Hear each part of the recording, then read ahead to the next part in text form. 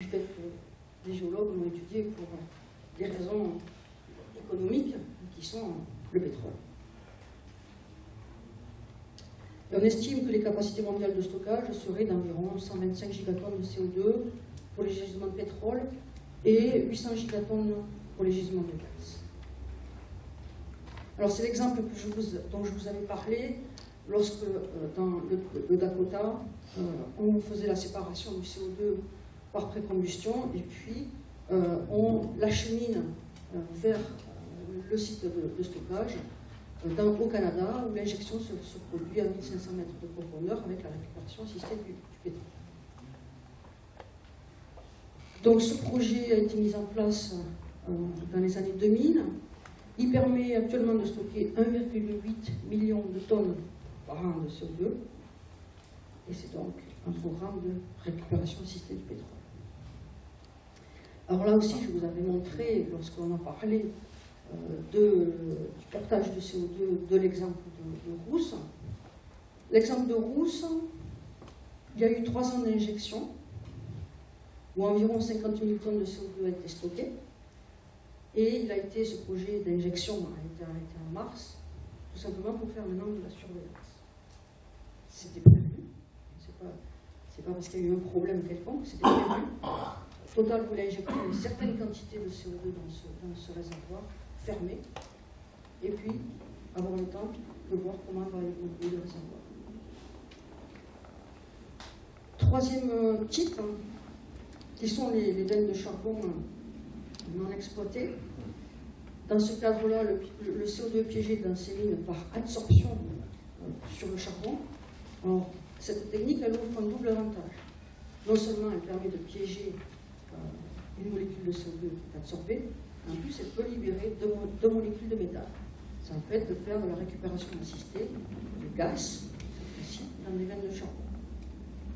Le seul problème de cette technique ici, c'est que, d'une part, la porosité étant très faible, et les propriétés du charbon étant telles que, parfois, il gonfle, il y a des problèmes d'injectivité dans les veines de charbon.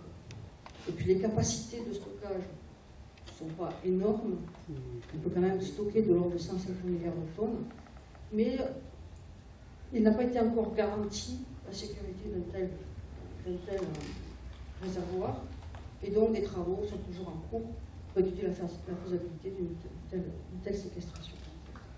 Il y a quand même eu un projet en Pologne, en Europe, où on a quand même vu que c'était possible, mais il y a quand même encore des questions sur ce type de réservoir. Je ne sais pas où je suis. Pour le temps ? Ok. Donc je vais m'attarder maintenant un petit peu,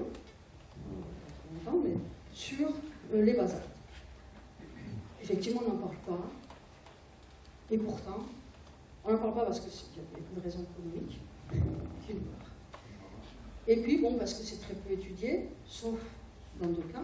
Et pourtant, si on regarde la distribution des basaltes et des formations de roches basiques, ultra-basiques, au travers le monde, il en existe quand même pas mal.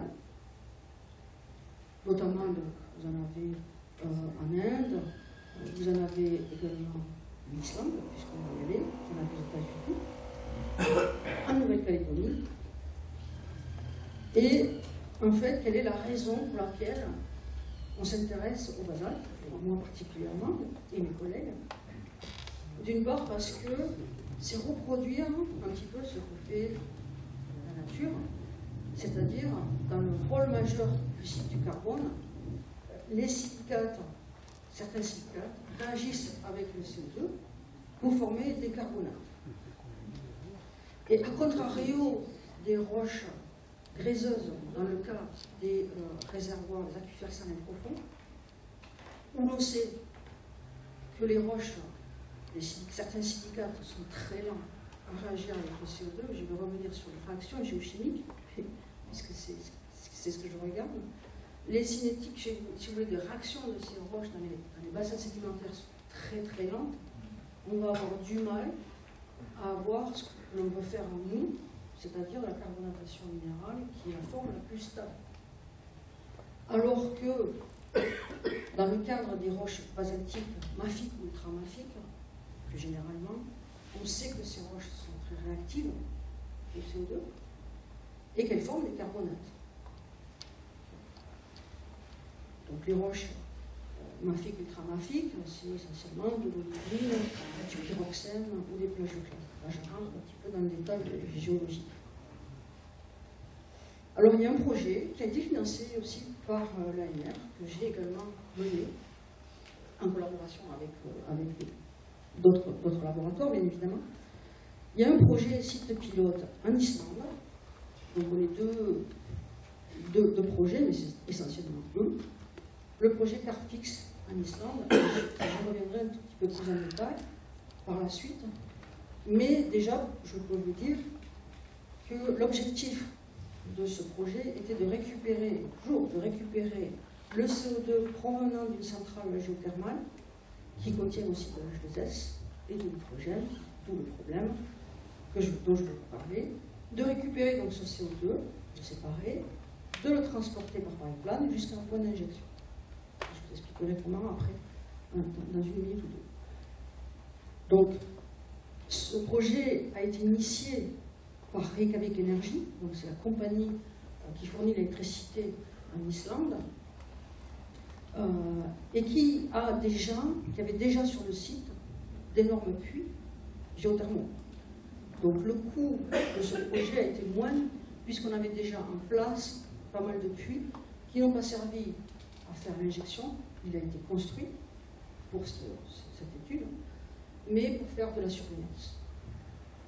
Donc tout au long du flux, si vous voulez, hydrodynamique du système, il y avait des puits où on a pu faire des prélèvements et suivre l'évolution du système. Deuxième projet qui existe et qui a démarré depuis peu dans l'État de Washington, aux États-Unis, et le projet qu'on a appelé au début Big Sky, qui est devenu le Walula Project, qui aurait pu démarrer bien avant le site pilote islandais, mais il y a eu des problèmes de perception du public. Et donc, ça a mis du temps à obtenir les permis pour fabriquer et pour construire ce puits d'injection du CO2. L'objectif, et je ne reviendrai pas sur celui-là, l'objectif est celui d'injecter 1000 tonnes de CO2 comme un lac arrêté et suivre pendant plusieurs mois l'évolution du système. Alors je vais rentrer un petit peu plus en détail sur qu'est-ce qui se passe une fois qu'on a injecté le CO2 d'un point de vue de la géochimiste. Tout d'abord, le CO2 injecté sous forme supercritique va peut-être piégé sous forme hydrodynamique et structurale. Ça, c'est lorsque le CO2 étant plus gravitaire que la formation géologique, va avoir tendance à remonter par gravité. Mais il peut être piégé au cours de sa remontée. C'est ce qu'on appelle le piégeage hydrodynamique et structural. Mais une partie du CO2 va pouvoir également se dissoudre dans l'eau en place. Dans ce cas particulier, on a pu faire ça à un profond, de l'eau salée, il va se dissoudre. Et ensuite, quand je parle ensuite, on se déplace dans ce sens-là, donc loin par rapport au puits d'injection, mais aussi il est très loin dans le temps. Pas oublier. Il peut aussi réagir avec les roches qui sont en place, les dissoudre, libérer des cations, et puis éventuellement former des carbonates. C'est ce qu'on appelle la séquestration minérale. Et c'est ça qui nous intéresse, nous, les géochimistes, et mes collègues qui travaillent avec moi, et de nombreux également, c'est celle qui nous intéresse le plus parce que quand vous regardez ce schéma de l'IPCC, la sécurité du stockage, elle se fait là. La plus grande, elle est là. Tout simplement parce qu'on est en train de refaire ce que la nature a fait, c'est-à-dire à partir du CO2 pour faire des carbonates, des minéraux carbonatés. Alors vous avez ces minéraux carbonatés, la calcite, on en a parlé hier, mais d'autres, qui sont, on le sait, très stables sur de longues périodes de temps géologique. Donc, reproduire la nature. Si l'on reprend ce problème d'efficacité plus en détail avec les 4 possibilités de séquestrer le CO2, effectivement, la migration du CO2, elle peut être stoppée par des roches couverture imperméables, et c'est ce qu'on recherche. La première des choses que l'on fait quand on regarde un réservoir géologique, c'est qu'il est capable d'avoir une couverture suffisante pour piéger son CO2. Comme je vous l'ai dit, une partie est immobilisée en solution, et puis c'est celui-là qui nous permet de transformer en minéraux. Alors, je ne vais pas rentrer dans le détail, mais vous voyez qu'il y a énormément de réactions géochimiques qui se produisent au fur et à mesure que le CO2 est piégé sous forme liquide ou sous forme solide.